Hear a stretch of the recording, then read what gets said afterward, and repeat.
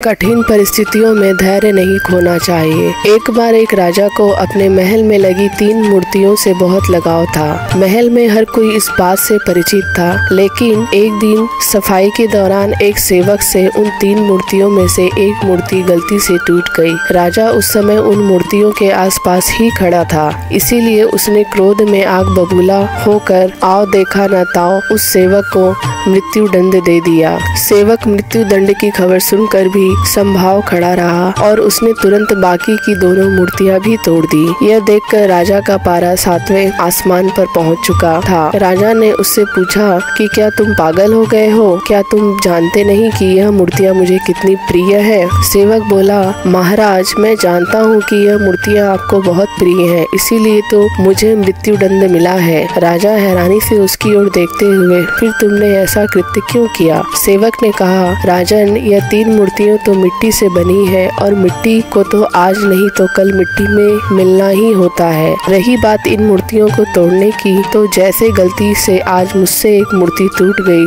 कल बाकी की बची हुई दोनों किसी से और टूट सकती है। राजन, मुझे तो एक मूर्ति को तोड़ने पर मृत्यु दंड मिल ही चुका था, इसीलिए मैंने बाकी के दोनों भी तोड़ दिए ताकि अन्य कोई मृत्यु दंड से बच जाए। राजा उसका उत्तर सुनकर अवाक रह गया।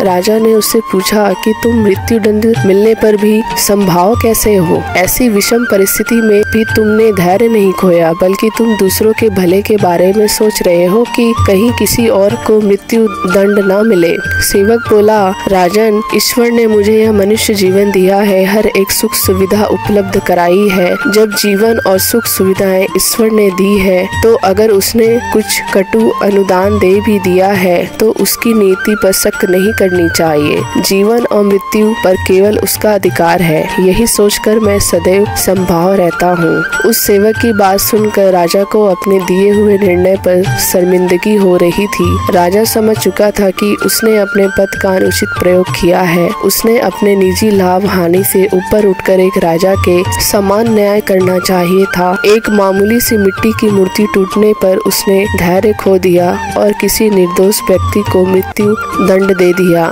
दूसरी तरफ यह सेवक मृत्यु दंड मिलने पर भी संभाव था और परहित में सोच रहा था।